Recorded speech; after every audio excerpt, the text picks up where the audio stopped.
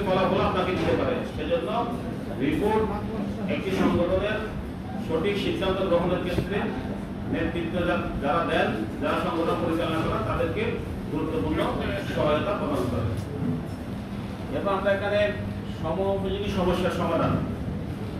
আমাদের সংগঠন পরিচালনা করতে গিয়ে সংগঠনের বিভিন্ন পর্যায়ে নানান ধরনের কি থাকে, সমস্যা থাকে। পরিকল্পনা বাস্তবায়নের পথে অনেকগুলো প্রতিবন্ধকতা আমাদের সামনে আসে। এই প্রতিবন্ধকতাগুলো চিহ্নিত করা এবং সেগুলো সঠিক সমাধানের জন্য যথাযথ এবং সময়োপযোগী সমাধান নির্ণয় করার জন্য প্রয়োজন হয় রিপোর্ট।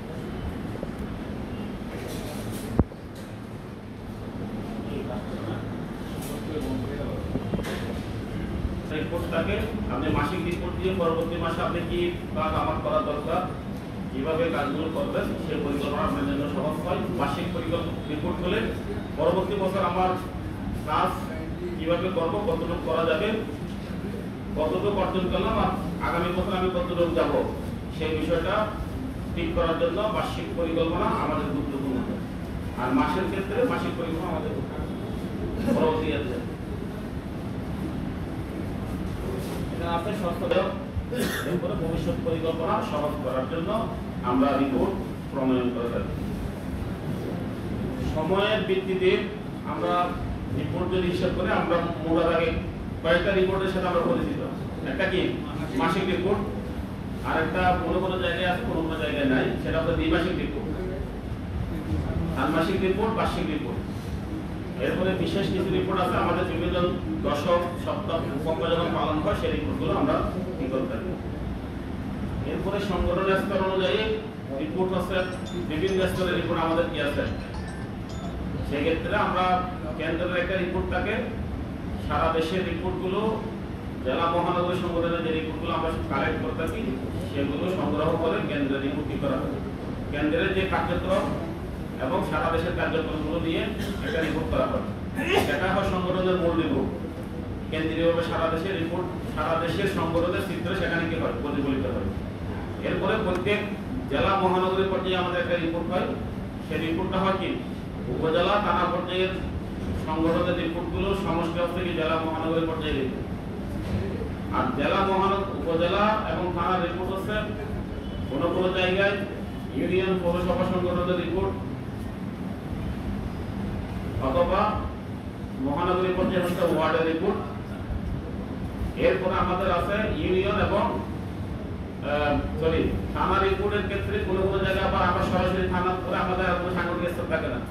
ইউনিট হচ্ছে কি আমার মাঝখানে কোনো সাংগঠনিক স্তর আমরা করতে পারি না। যেখানে সংগঠন দুর্বল সেখানে সরাসরি থানা থেকে ইউনিটের চলে যায়। আবার কোনো জায়গা যেখানে আমাদের সংগঠন একটু মজবুত আছে, লিডারশিপ আছে, জনশক্তি বেশি আছে, সেই জায়গাতে আমরা ইউনিয়নের স্তর করছি, পৌরসভার স্তর আমাদের আছে, ওয়ার্ড পর্যায়ে আমাদের সংগঠন আছে।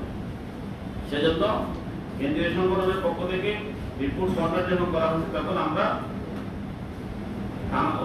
মহানগরী থেকে জেলা মহানগরী থেকে ইউনিট পর্যন্ত কি করা আছে আমাদের রিপোর্ট দেওয়া আছে। আরেকটা রিপোর্ট আমাদের আছে, যেহেতু আমরা ট্রেড ইউনিয়ন আন্দোলন করি, আমাদের ফেডারেশন প্রায় 1000-এর কাছাকাছি এখন কি ট্রেড ইউনিয়ন। এই ট্রেড ইউনিয়নগুলোর কার্যক্রম আমাদের সাংগঠনিক যে রিপোর্ট আছে সেই রিপোর্ট দিয়ে পুরোপুরি কি করা যায় না, বোঝা যায় না, অথবা তাদেরকে গাইড করা বা তত্ত্বাবধান করা আমাদের যে রিপোর্ট, সাংগঠনিক রিপোর্ট, সেটা দিয়ে সম্ভব হয়। সেজন্য ট্রেড ইউনিয়নগুলো বিভিন্ন মানের থাকে। কোনো ট্রেড ইউনিয়ন থানা মানের, কোনো ট্রেড ইউনিয়ন ওয়ার্ড মানের, কোনো ট্রেড ইউনিয়ন কি ইউনিট মানের, আবার কোনো ট্রেড ইউনিয়ন কি কোনো সাংগঠনিক মান নাই। এই সব কিছু মিলাইয়া যদি আমরা ট্রেড ইউনিয়নগুলোর যে কার্যক্রম সেটাকে যদি দৃশ্যমান করতে চাই, তাহলে সাংগঠনিক রিপোর্ট দিয়ে সেটা করা একটু কঠিন হয়ে যায়, সবার পক্ষে সেটা মানা সম্ভব নয়। সেজন্য আমরা সংক্ষিপ্ত একটা রিপোর্ট, ট্রেড ইউনিয়ন একটা রিপোর্ট আছে, সেটা ট্রেড ইউনিয়ন সংগঠন যেখানে আছে, যদি থানা মানের হয় তাহলে তাকে দুইটা রিপোর্ট করতে হবে। একটা হচ্ছে থানা রিপোর্ট হিসাবে থানা দায়িত্বশীল রিপোর্ট, যেখানে জমাদের পর্যালোচনা হয়। থানা সংগঠন হিসেবে আপনার থানা সংগঠনের নিজেদের মধ্যে পর্যালোচনা করার জন্য একটা রিপোর্ট করতে হবে। আর একটা রিপোর্ট করতে হবে আপনার ট্রেড ইউনিয়নের সামগ্রিক অবস্থা জানার জন্য একটা রিপোর্ট করতে হবে। সেই রিপোর্টটা আপনি ট্রেড ইউনিয়ন জেলা পর্যায়ে যে ট্রেড নেতৃত্বের দায়িত্ব ছিল সেখানে পর্যালোচনা করার প্রয়োজন। এর বাহিরে আমাদের আরো দুটো রিপোর্ট আছে। একটা রিপোর্ট আছে মহিলা বিভাগের রিপোর্ট। মহিলা বিভাগের রিপোর্টটা তিন স্তরের। একটা হচ্ছে মহিলা বিভাগের জেলা মহানগরী রিপোর্ট, মহিলা বিভাগের উপজেলা থানা রিপোর্ট, এরপরে বাকি সব স্তরের জন্য হচ্ছে একটা রিপোর্ট। যেহেতু মহিলা বিভাগের কার্যক্রম এখন বিস্তৃত না, সেজন্য বেশি রিপোর্ট সেখানে করা হয়নি। আরেকটা রিপোর্ট আমরা যেহেতু আমাদের সংগঠনের সেক্টর ভিত্তিক কার্যক্রম আমরা চালু করছি 2020 সালের মার্চ মাস থেকে। সেক্টরের কার্যক্রমগুলো তত্ত্বাবধান করার জন্য আমরা একটা রিপোর্ট প্রণয়ন করা হয়েছে। সেটাও সংক্ষিপ্ত কাজ, শুধু ট্রেড ইউনিয়ন বা সেক্টর ভিত্তিক কাজের যে মৌলিক কাজ যেগুলো আছে সেগুলো সমন্বয়ে একটা রিপোর্ট সেখানে আছে। ওখানে দুইটা রিপোর্ট, একটা কেন্দ্রীয় সংগঠনের রিপোর্ট সেক্টরের, আরেকটা হচ্ছে অঞ্চল উপজেলা থানা পর্যায়ের রিপোর্ট। এই দুই স্তরের রিপোর্ট আমাদের কাছে আছে। এই রিপোর্টগুলো আমরা প্রতিনিয়ত করে থাকি। এই রিপোর্টগুলো করার মাধ্যমে আমরা আমাদের কাজের প্রতিফলন করার জন্য চেষ্টা করি। আমরা নিজেদের সংগঠনের মধ্যেই জনশক্তির দায়িত্বশীলদের মধ্যে আমরা পর্যালোচনা করি, আবার উদ্যোগ সংগঠনের কাছেও সেটা পর্যালোচনার জন্য আমরা কি করে থাকি, প্রেরণ করে থাকি। এখন আমরা রিপোর্ট প্রণয়নের জন্য কিছু জিনিস প্রয়োজন হয়। সেটা হচ্ছে প্রথম যে জিনিসটা হয় সেটা হচ্ছে কি আমরা তথ্য সংগ্রহ করতে হবে। তথ্যটা সংগ্রহ করতে হয় আমাদের মৌলিক জায়গা হচ্ছে কোথায়, ইউনিট হচ্ছে আমাদের প্রাথমিক স্তর অথবা ট্রেড ইউনিয়ন। এই দুইটা জায়গা থেকে আমরা আমাদের তৃণমূল সংগঠন বলি, আমরা এটাকে আমরা সংগঠনের প্রাথমিক স্তর বলি। সেখান থেকে আমাদের তথ্যগুলোকে হয় কালেক্ট হয়। ওখান থেকে কালেক্ট হওয়ার পরে এটা ওয়ার্ড সংগঠনে যায়, অথবা ইউনিয়ন সংগঠনে যায়, অথবা থানা সংগঠনে যায়।